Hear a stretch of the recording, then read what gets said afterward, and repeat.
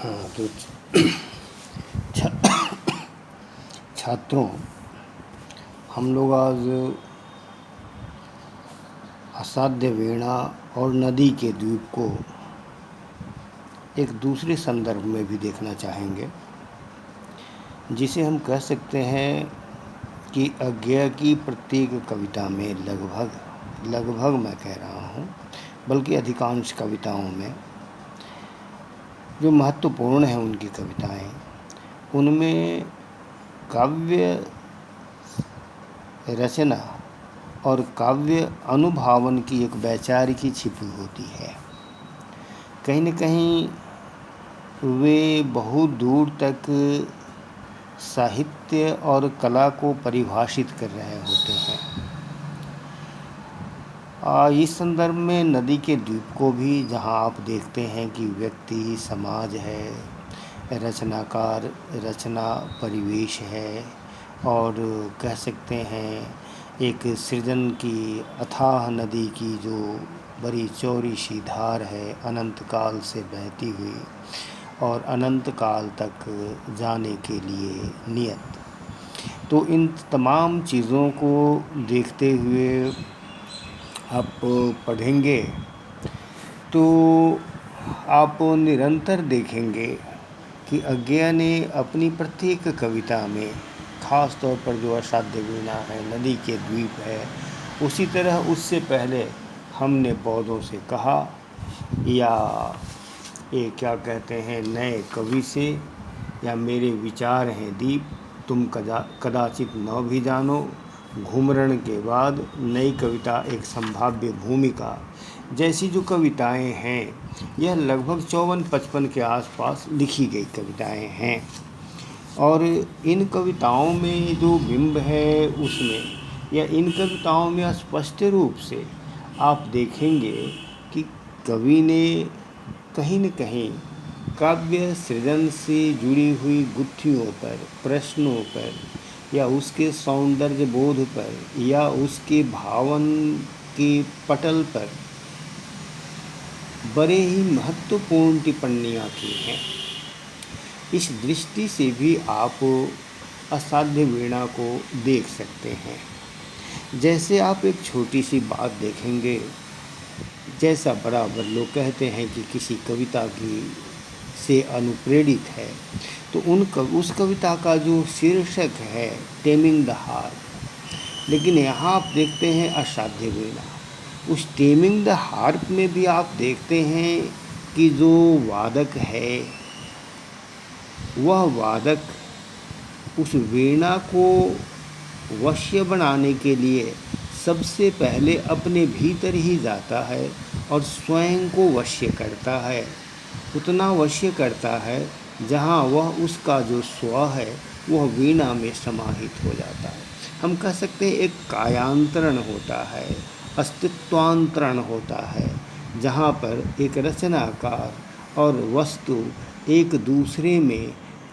कायांतरित हो जाते हैं, एक दूसरे के अस्तित्व में सेतु के माध्यम से आना जाना होता है। यह सेतु निश्चित रूप से रसशास्त्र में कहें तो अनुभाव हैं, या कि आश्रय हैं, या कि आलंबन हैं, उसकी व्याख्या जैसे भी करें, लेकिन आप देखेंगे कि वहाँ पर यह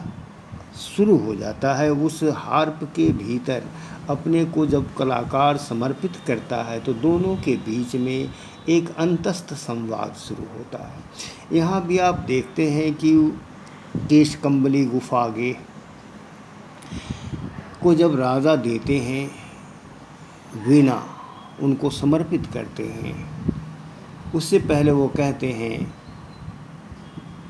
अपनी रुकी सांस को लंबी करते हुए कि मेरे हार गए सब जाने माने कलावंत, सबकी विद्या हो गई अकारथ दर्पचूर, कोई ज्ञानी गुणी आज तक इसे न साध सका, अब यह असाध्य वीणा ही ख्यात हो गई। पर मेरा अब भी है विश्वास, कृच्छ तप वज्र कीर्ति का व्यर्थ नहीं था, वीणा बोलेगी अवश्य, पर तभी जब इसे जब सच्चा स्वर सिद्ध गोद में लेगा। अब यहाँ आप देखते हैं कि अचानक आप देखते हैं यहाँ सच्चा स्वर सिद्ध गोद में लेगा। यह जो सच्चा स्वर सिद्ध शब्द है, इसमें जो सच्चा विशेषण है, आप देखेंगे यह आस्तिकता की दुनिया से, आध्यात्म की दुनिया से लिया गया है। जो कह सकते हैं समर्पित भाव से, निसंग भाव से अपने को उस स्वर के अनुरूप सिद्ध कर ले। यहाँ स्वर से तात्पर्य है उस कथ्य की आत्मा से। संगीत में भी आप देखेंगे जो स्वर है उस संगीत की आत्मा होती है। उसी स्वर में वह वेदना है, वह दुख है, वह उल्लास है, वह गहराई है, वह विस्तार है, वह सब बसता है। उसी स्वर के अलग अलग रंग होते हैं। तो निश्चित रूप से स्वर सिद्ध का अर्थ यही कुछ हो सकता है। तो इस ढंग से आप देखते हैं कि यहाँ उन्होंने फिर एक बात कही, और तब आप देखते हैं कि यह मैं, यह रानी भरी सभा, यह सब उदग्र परिउत्सुक जनमात्र प्रतीक्षमाण। अब यहाँ जनमात्र शब्द को आप देखेंगे, यह जो सबके सब हैं, यह मैं जो राजा हैं, यह रानी है, वह सभा है, सब यह मंत्री हैं, वह सभा के सारे लोग जो हैं, कह सकते उसमें विशिष्ट भी हैं और विशिष्ट भी हैं, उसमें स्वयं राजा और रानी भी हैं, लेकिन कहते हैं यह सब क्या है, जनमात्र हैं, यानी जिसे हम आम आदमी कहते हैं। अब आप यहाँ देख रहे होंगे कि जो आम आदमी की परिभाषा उनके समकालीन दूसरे लोगों की है, और यहाँ अज्ञेय ने जनमात्र का जो उल्लेख किया है, इसमें आप अचानक देखते हैं बड़े करीने से इस पच्चीकारी में, यानी भाषा की इस कह सकते हैं डिक्शन में, जिसको डिक्शन कहते हैं, शब्द चयन में बड़ा ही करीने से जनमात्र को डालकर वे कविता को सैद्धांतिक होने से भी बचा लेते हैं और कविता में सैद्धांतिकी का समावेश भी कर देते हैं। तो इस तरह मैं कह रहा था कि जब आप आगे चलकर नदी के द्वीप पढ़ते हैं तो असाध्य वीणा उससे दूसरे स्तर पर भी जुड़ी हुई कविता है, बल्कि और जिन कविताओं का मैंने जिक्र किया है उन कविताओं को भी आप एक बार पढ़ेंगे तो शायद आप असाध्य वीणा को बेहतर समझेंगे। तो अब जब आप देखते हैं कि उसके बाद केश कंबली जब खोल लेते हैं, सब बिछा लेते हैं, वीणा को उस पर रख लेते हैं, तो आप देखेंगे कि एक साधक की भांति, एक मंत्रवेत्ता की भांति वो करते क्या हैं,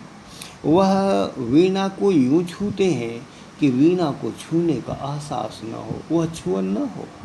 अर्थात आप यहाँ यह देखते हैं कि यह जो पर का भाव है, परायापन का भाव है, यह वीणा को न लगे, वीणा को वह छुअन आत्मस्पर्श ही लगे, वह पर स्पर्श न लगे। यहाँ यह जो कोमलता है, यह जो कोमलता है कि यह परायापन जो है, अन्यपने का जो भाव है वह न हो। निश्चित रूप से रचनाकार और रचना के विषय में यह जो दूरी है इसका नष्ट होना आवश्यक है, और इसीलिए इस स्पर्श को अस्पर्श छुअन कहा गया। और तब उन्होंने कहा कि मैं शिष्य हूँ, साधक हूँ, जीवन के अनकहे सत्य का साक्षी हूँ। अब आप इस अनकहे सत्य में भी आप देखेंगे तो लगेगा कि कई बार जो सत्य अभी तक बच गया कहने से, वह जो भाव सत्य है, जीवन का सत्य है, सौंदर्य का सत्य है, वह जो सत्य अब तक बच गया है कहने से, उसी सत्य का साक्षी एक कवि होता है, वरना वह पुनर्सृजन नहीं करता, वरना सृजन को वह दोहराता ही नहीं है। वह अगर नया कुछ करता है तो यही कि वह उस छोटे से आयाम को पकड़ता है जो आयाम अभी तक अनदेखा रह गया, अनकहा रह गया, अनसुना रह गया, अनजाना रह गया। फिर हम आगे देखेंगे, इस कविता को फिर से देखेंगे, इस माध्यम से कविता पढ़ने का एक अंदाज़, कविता पढ़ने की एक पृष्ठभूमि भी हमारी तैयार होगी जो आगे आपके काम आएगा। धन्यवाद।